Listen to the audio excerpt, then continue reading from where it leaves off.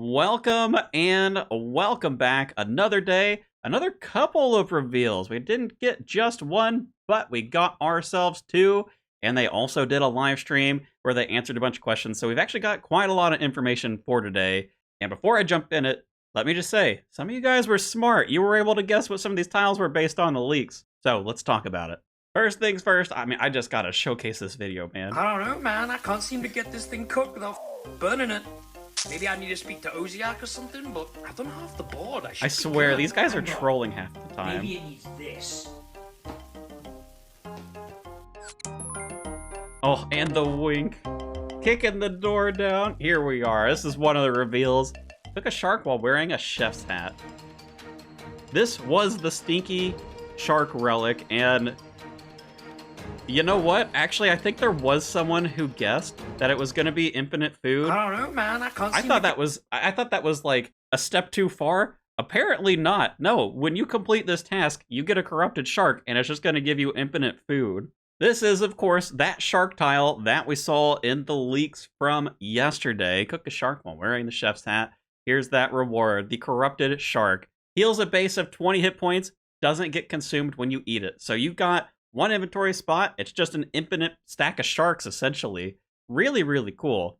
Also, in terms of the official reveals, we got confirmed that Temperos tile. And it's really easy. Just subdue Temperos. You need 35 fishing, if I remember right, to get into Temperos and actually do it. So this is going to be a really quick one that you're going to be able to access. And by completing it, you are getting this Craftsman perk. And I know there's a couple of you that guessed this exact thing. You get to pick 3 artisan skills, so it's going to work very similarly to combatant, where when you get XP in one of the skills, you get 50% of that XP in the other 2. Now, looking at this list, we have got construction, cooking, crafting, fire making, fletching, herb lore, runecraft, and smithing. Right off the bat, most of these are already quite quick or solved by some of the things that we saw in the leaks. So things like construction, if we do get Golden God, construction's going to be just a free 99. We've got Animal Wrangler. Cooking is a free 99. Power Miner and also Golden God are going to help you with crafting. The Axe is helping you with fire making, or you can just go do Winter Todd. Winter Todd's going to be available to everybody because we're not area locked in this one. Fletching, we've got that Fletching mini game now, or the passive of the Axe, even though it's not like the strongest thing. And smithing, Power Miner, Production Prodigy is going to give you a lot. We have the Giant's Foundry mini game. So in truth, I think all of those skills you don't have to worry about, which means you're probably picking herb lore and runecrafting as 2 of the skills, and then you just pick any one of these other ones. Personally, I think either construction or fire making are probably the best bets because both of those are going to be extremely fast. But in general, all of these are going to be fairly quick anyway, so I don't think it's going to matter all that much. But I can't see a world where you want to pick any of these other ones. I mean, I guess maybe fletching, but like with the fletching minigame, you can buy supplies from the shops to like make arrows. The Ranging Guild sells some arrowheads, and I think it sells arrow shafts as well. I don't even know if you have to worry about both parts of that. I think you just straight up buy the materials. So like maybe fletching, but probably not. I mean, really, it's got to be herb lore and runecrafting plus, one of these other skills. That way you can just get those passively. Even if we see something like, maybe with a farming relic, we don't have to worry about herb lore quite as much. Or if we get the like fancy herb sack that we saw last year, where it passively gains herbs. Even still, though, this skill's going to be kind of slow. It's just a problem of collecting enough herbs. Like, you will get them over time, and with things like the XP multipliers, you will eventually be able to train this pretty well. But do you really want to wait? Like, that's the question. Do you really want to wait on this skill? The rest of these are all quite straightforward to train, I think, for the most part. Now, while they haven't updated it on here, they did confirm the Soul Spear as one of the column rewards. Looks like they have said column 6, so it's this one over here. And there are a couple pieces of text that they have added in as well. We have got up here in the top right, do you really think accidents just happen? Think that this is a combat achievement, though I can't remember from where. Maybe you guys will know. But it says, for the reward, we see, we hear, we know. My first reaction to this actually is maybe we're getting the revive or like the absolute unit relics. Some sort of power that's going to make us either really tanky or not be able to die. But I'll be curious to see what you all think of that. And as some of you pointed out, I also missed this on the last reveal as well. They added this text up here in the top left. What are those? But we don't know. We didn't get anything extra for like what this is going to be. So no hints there. Now, all of this said, we did also get a couple more leaks. It is a bad time for whoever manages the website. If these aren't intentional, man, boy, that is just such a feels bad for whoever had this one. So let me pull up the image here. Again, shout out to Timo, who's been going through, and as these things get pulled down from the folks scraping the website, kind of keeping the board up to date for us so we can keep track of them. Now, there's a couple of things that have been added. You'll see that Soul Spear on here now, so you can help visualize that. We got a skilling icon right here, which is probably going to be some sort of total level requirement. Off rip, my guess is like 500, maybe 1,000, but this is in the easy row, so 500, 1,000. I guess both of those will probably be pretty easy considering all of the stuff that we're going to be getting in terms of the powers, like the gathering relics, this like artisan crafting shared XP thing, and it looks like this tile is going to come with an XP multiplier. Now, they did say on the stream, got my little notepad over here, they said that we are starting with a base XP rate of 4 times XP. We're also going to be getting 5 times the drop rate of stuff, just right off the start of the game mode. There's no like worrying about, oh, we have to unlock some row or anything, though it may scale up farther. We'll have to see what they've said. We also are getting 4 times minigame points. Now, there isn't going to be XP available from Soul Wars or Pest Control, so you can't go and farm out your combats there, but I mean, you don't really need to because you've got Combatant, you've got the Gem Crab. There's not really a lot of point to do that, I think. So, when we see this XP multiplier over here, that's going to be in addition to the 4 times that we're already starting with. So this is kind of like our first additional multiplier. One other leak that we saw come through is an additional XP multiplier down here as another column reward.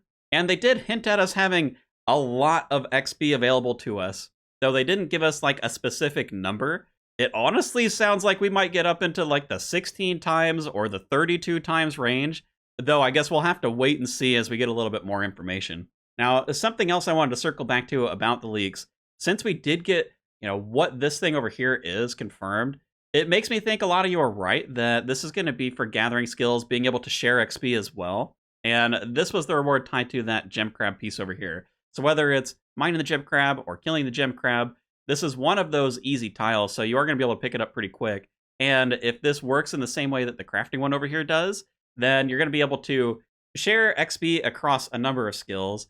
We'll have to see the full list. I am a little curious because with the tool coverage over here, like we've got a lot of skill coverage if we're really going to get all 3 of these gathering tools. Plus you got things like Production Prodigy. Plus you got things like Golden God. I mean, there's a lot happening here. Now, before we wrap up, grab my notepad again one more time. There were a couple other things that they mentioned that I wanted to just list off for everybody. While they weren't specific for which quests are going to be done, they did say that area-related quests that kind of lock out huge swaths of the map are already going to be auto-completed from the start. Now, this makes me think things like the quest that opens up Barlamore, maybe the quest that opens up Mauritania. We might even see something like the quest that allows you access into Taranwin. I doubt that we'll get something like Prifdinus available at the start. I imagine something like that will likely be locked away.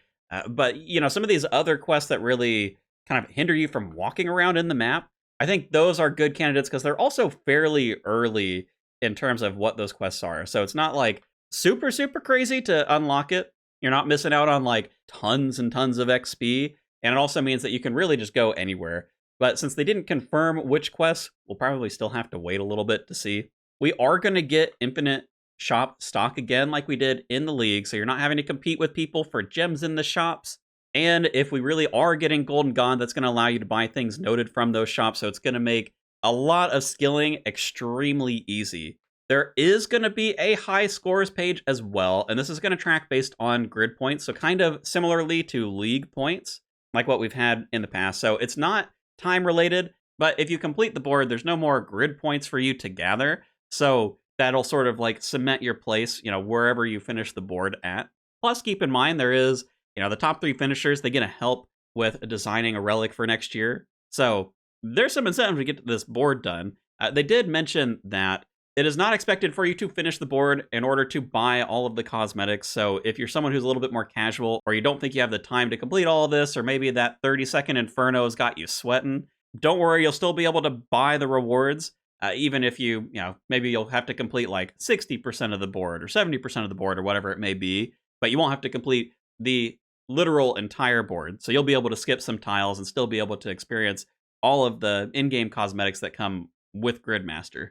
They also confirmed that XP shares for things like Combatant, for this Artisan perk as well, those do work with quest rewards. So you can start kind of planning your route around, maybe you want to go and do Waterfall Quest and get a whole bunch of combat XP. Or you want to do like Elemental Workshop and get some crafting XP and have that go into some other skills as well. Those are some things that you can start to think about. Anything that has a multiple choice aspect to it, so things like the Gathering Relics, potentially even the Weapon Scroll over here, they've said that you're not going to have to worry about those choices. Now, this doesn't apply to the XP shares, so things like Combatant, things like this Artisan piece, those are going to be locked in. You're not going to be able to change those skills once you pick them, so you do want to be at least a little bit careful with those. But what this means, and based on what the leaks are saying, before we thought, hey, we're going to have to pick one of these 3 starter relics, and we're not going to get the other ones, but kind of looks like we're going to get all 3. And what I think that means is we're also going to get multiple of these scrolls. We're probably going to see them somewhere in these hard tasks, likely related to the raids. That's my assumption. It's my guess. Don't hold me to it. But if we don't have to worry about kind of locking ourselves out of some fun because we've made a choice, pick up the T-bow first if you want. Pick up the scythe if you want. Go crazy, you crazy person. Don't do this. You pick the mage thing first. You have none of the armor. The shadow's going to be horrible, but you know what? Pick it first, whatever. Because we're very, very likely going to have multiple of these scrolls in some other tiles. So eventually you'll be able to get all of the mega rare weapons anyway. I don't think we have any other choice-related things that they've shown us yet. So we'll have to see if we end up with others, but just kind of bear that in mind. If they show us something with the choice, we're probably going to see it twice on the board. Unless it's one of the XP shares, since they've said that one, no, you're not going to be able to repick. They have hinted at the lack of need for imbuing items as well. And my guess is this is because maybe we're getting this weird looking Fremnik helmet. It's best in slot. You can't imbue it. We're also probably going to see the Echo DK's ring and necklace in here somewhere as well. Because otherwise, I don't see why they would say you don't want to imbue some things. And maybe the Slayer helm for like the Slayer Master perk. I could still see that. You can do your imbues at Soul Wars, even though the XP is disabled. You are getting 4 times points, so you'll be able to play like a couple of games and be able to imbue whatever you want.